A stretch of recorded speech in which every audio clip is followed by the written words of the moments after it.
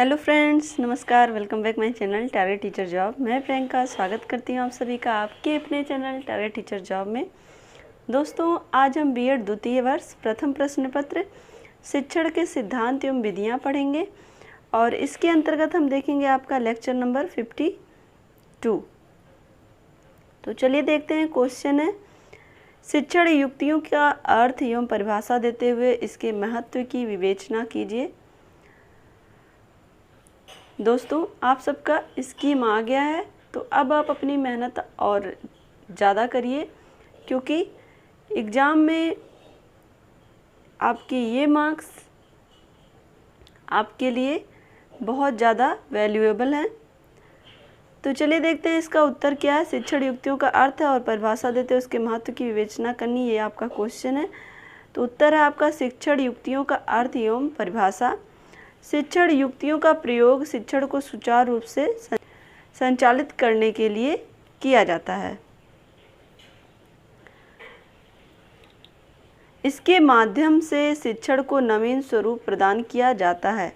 तो दोस्तों, शिक्षण युक्तियाँ किसी भी शिक्षण कार्य को प्रभावशाली बनाने के लिए बहुत ही ज़्यादा महत्वपूर्ण होती हैं। दोस्तों, अगर हम बात करें, आप एक छात्राध्यापिका हैं, तो आप अक्सर खुद भी ये रियलाइज करते हैं कि उसी टॉपिक को अगर कोई अदर टीचर पढ़ाता है तो वो चीज़ आपको ज़्यादा समझ में आती है, फिर या उसी टॉपिक को कोई अदर टीचर पढ़ाता है तो वो चीज़ें कम समझ में आती हैं। तो कहीं ना कहीं हर टीचर का अपना पढ़ाने का एक अलग वे होता है, उनकी अलग शिक्षण युक्ति होती है कि वो उस चीज़ को किस वे में पढ़ाते हैं, किस वे में छात्रों को अधिगम करवाते हैं।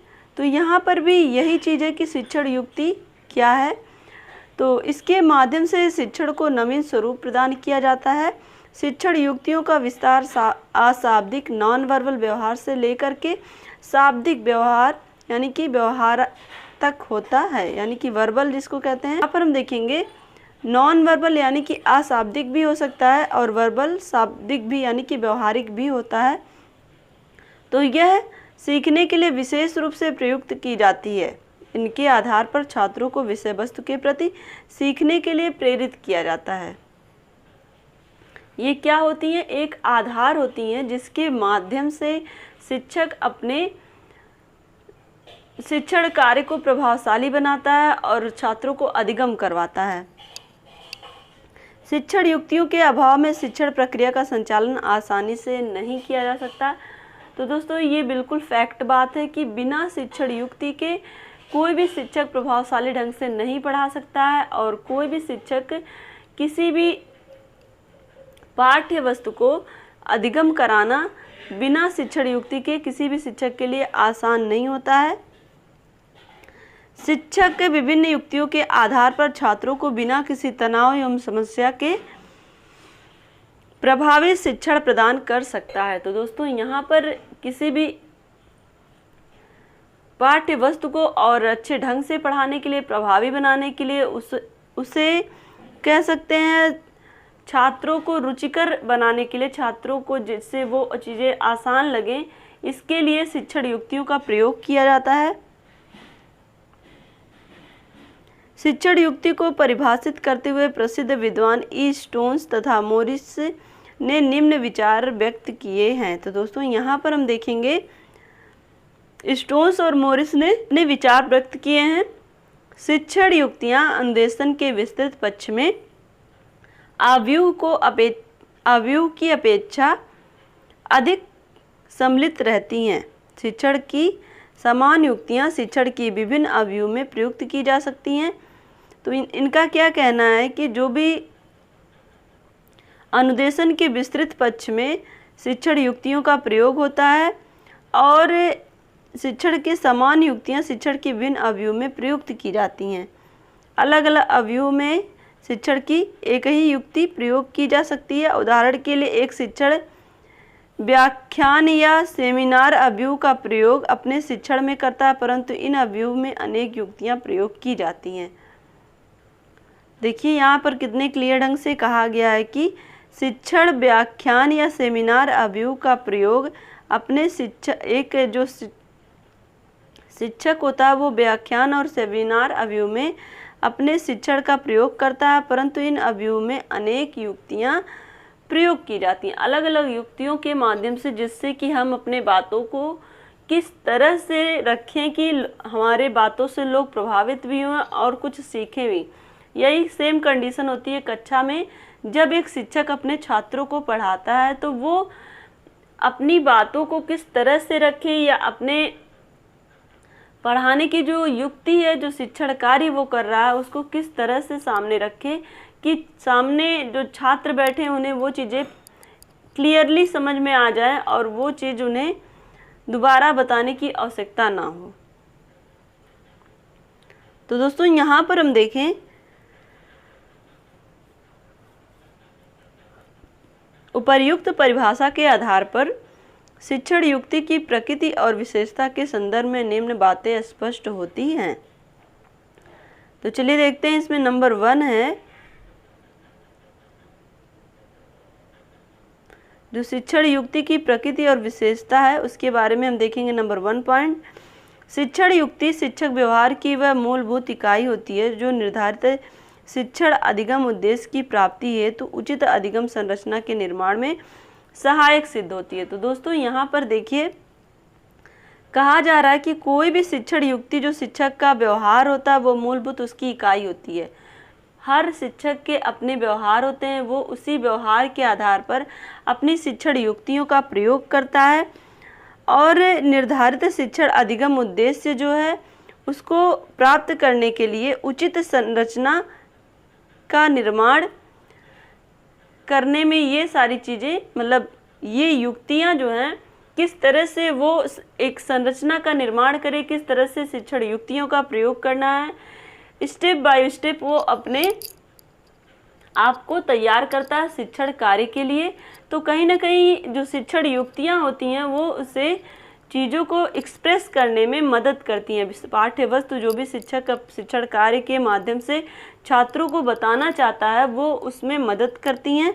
नंबर 2 पॉइंट पर हम देखें, शिक्षण युक्तियों में वे सभी शाब्दिक और अशाब्दिक शिक्षक व्यवहार एवं गतिविधियाँ शामिल होती हैं जो शिक्षक छात्र और विषय वस्तु के बीच स्वस्थ अंतःक्रिया में मदद करती हैं। तो दोस्तों यहाँ पर हम देखें शिक्षण युक्तियाँ में शाब्दिक और अशाब्दिक व्यवहार की बात हो रही है। तो दोस्तों यहाँ पर हम देखें अगर एक शिक्षक जब भी शिक्षण कार्य करता है तो वो जब छात्रों का फीडबैक लेता है, जो भी चीज़ें समझा चुका है वो उसके बारे में, तो फीडबैक के टाइम पे जब कोई छात्र सटीक आंसर देता है तो कभी कभी छात्र के सटीक आंसर देने के बाद शिक्षक शाब्दिक पुनर्वलन ना दे करके अशाब्दिक पुनर्वलन देता है, जैसे उसकी पीठ थपथपाना या फिर मुस्कुरा देना या फिर सर हिलाना।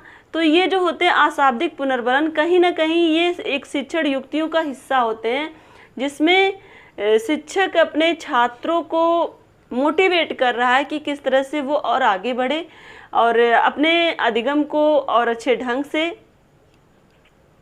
कर पाए। तो दोस्तों यहाँ पर ये जो युक्तियाँ होती हैं कहीं ना कहीं शाब्दिक और अशाब्दिक दोनों हो सकती हैं। शिक्षक अपने किस व्यवहार के माध्यम से छात्रों को अच्छे ढंग से प्रभावित कर सकता है जिससे कि उनका अधिगम हो। तो इस बात का शिक्षक को भी ध्यान रखना चाहिए कि वो अपने छात्रों को किस तरह से अधिगम कार्य करा रहा है। अब यहाँ पर हम देखें नंबर 3 पॉइंट पर, तो शिक्षण युक्तियाँ शिक्षक की उन गतिविधियों और व्यवहार का प्रतिनिधित्व करती हैं जिसको वह किसी विशेष शिक्षण व्यूह रचना के आयोजन और प्रयोग हेतु काम में लाता है।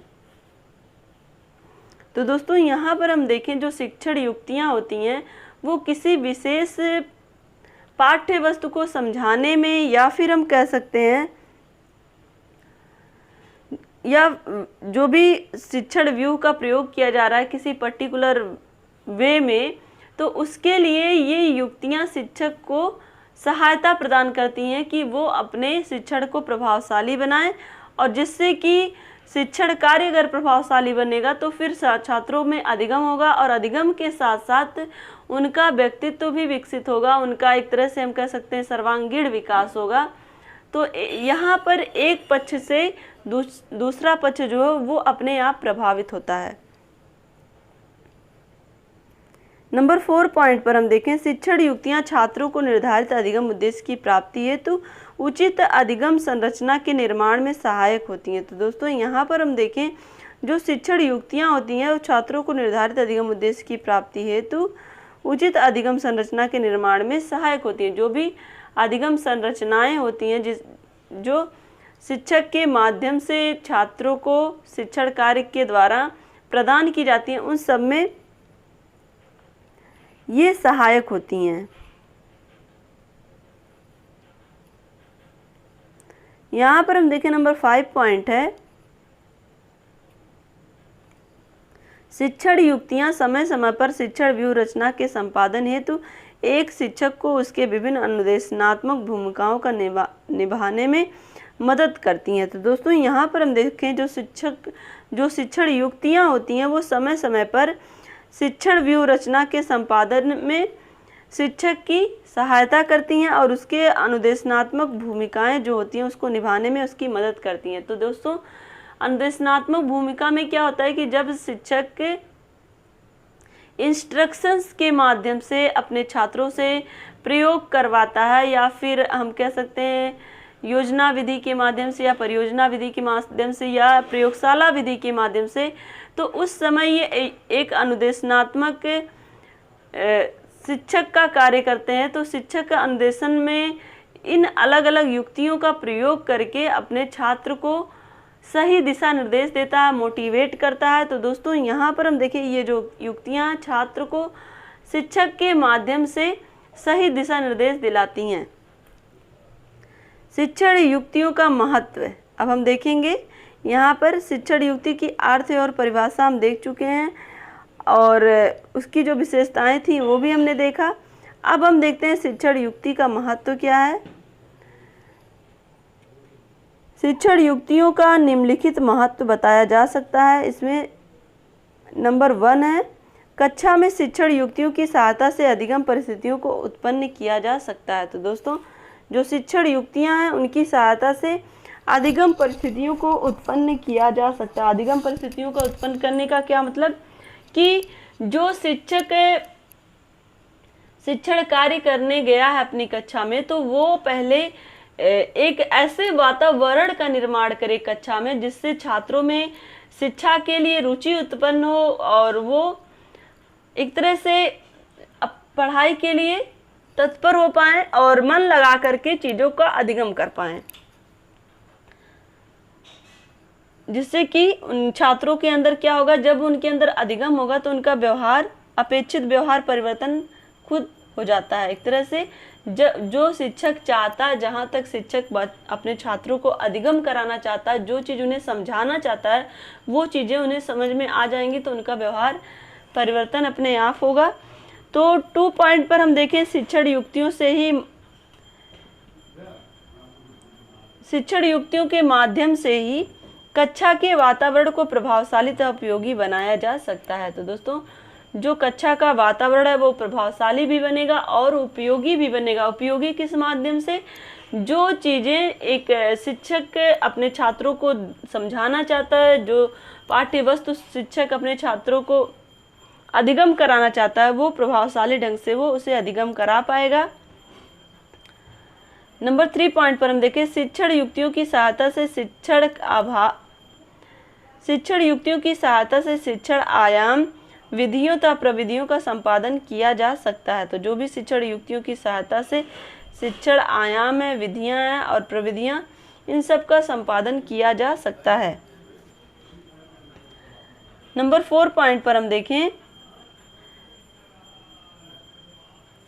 शिक्षण युक्तियों की सहायता से ही कक्षा की अंतः प्रक्रिया अवस्था का सृजन किया जा सकता है। जो भी शिक्षण युक्तियां हैं उनका प्रयोग करके एक शिक्षक छात्रों के मध्य अंतः क्रिया, कहने का तात्पर्य है कि उनके अंदर सहयोग की भावना किस तरह से उत्पन्न हो, किस तरह से वो कक्षा में रहते हुए अपने पाठ्य वस्तु को समझें और साथ ही सहयोग की भावना उनके अंदर आएगी तो वो अपने सहपाठी को भी जो चीज़ें समझ में नहीं आती हैं एक दूसरे से पूछ सकते हैं और बता भी सकते हैं। नंबर 5 पर हम देखें, शिक्षण युक्तियों की सहायता से प्रदर्शन, कथन, शाब्दिक तथा निष्पादन की क्रियाएं की जा सकती हैं। तो दोस्तों एक तरह से यहाँ पर हम देखें, जो भी शिक्षण युक्तियाँ उनकी सहायता से प्रदर्शन, कथन, शाब्दिक तथा निष्पादन की क्रियाएं की जा सकती हैं। नंबर 6 पर हम देखें, कक्षा में विभिन्न शिक्षण युक्तियों को अपनाकर छात्रों की ज्ञानेंद्रियों को क्रियाशील किया जा सकता है तथा उन्हें वास्तविक ज्ञान प्रदान किया जा सकता है। तो दोस्तों जो भी कक्षा में शिक्षण युक्तियों हैं उन्हें अपनाकर, एक तरह से कक्षा में शिक्षण युक्तियों को अपनाकर जो भी छात्रों की ज्ञानेंद्रियां हैं और उनकी क्रियाशीलता को और अधिक बढ़ाया जा सकता है और उन्हें वास्तविक ज्ञान प्रदान किया जा सकता है। तो ये अलग अलग युक्तियां इसीलिए एक शिक्षक के माध्यम से प्रयोग की जाती हैं, जिससे छात्रों में शिक्षा के लिए रुचि उत्पन्न हो और साथ ही वो क्रियाशील होकर के शिक्षा ग्रहण करें। नंबर 7 पर हम देखें, शिक्षण युक्तियों को शिक्षण की पूर्व अवस्था तथा अनुदेशनात्मक प्रक्रिया के नियोजन में सम्मिलित किया जाता है। तो दोस्तों जो भी शिक्षण युक्तियाँ शिक्षण की पूर्व अवस्था तथा अनुदेशनात्मक प्रक्रिया के नियोजन में सम्मिलित की जाती हैं और इन शिक्षण युक्तियों के माध्यम से ही शिक्षक अनुदेशनात्मक कार्य करता है अपने छात्रों के लिए, उन्हें इंस्ट्रक्शंस देता है जब कोई उनसे प्रयोग करवाता है या फिर योजनाएं बनवाता है किसी भी समस्या के समाधान के लिए। तो अलग अलग जगह इंस्ट्रक्शंस, अनुदेशन का काम होता है जहाँ पे शिक्षक इन युक्तियों का प्रयोग करता है। तो दोस्तों आशा करती हूँ कि ये क्वेश्चन आपको समझ में आया होगा। अगर ये वीडियो आपको अच्छी लगी हो तो एक लाइक करिएगा, अपने दोस्तों के साथ शेयर करिएगा। अगर आप चैनल पर नए हैं तो प्लीज़ चैनल को सब्सक्राइब करके बेल आइकन बटन को प्रेस कर लीजिए, जिससे हमारे सभी वीडियोज की नोटिफिकेशन आपको मिल सके। इसी तरह से आप अपनी मेहनत जारी रखिए और अपना ध्यान रखिए, अपनों का ध्यान रखिए, अपने आसपास सफाई रखिए।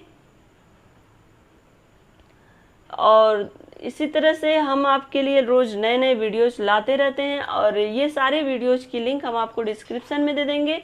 और साथ ही टेलीग्राम चैनल पर बीएड क्लासेस के नाम से भी ये सारे लिंक आपको वहाँ पे अवेलेबल हैं। तो आपको जहाँ भी सूटेबल लगे आप वहाँ से पढ़ाई करिए, अपनी मेहनत जारी रखिए, अपने आप को स्ट्रॉन्ग बनाइए, अपने आप को डेडिकेट करिए पढ़ाई के लिए, जिससे कि आप आगे सफल हो सके।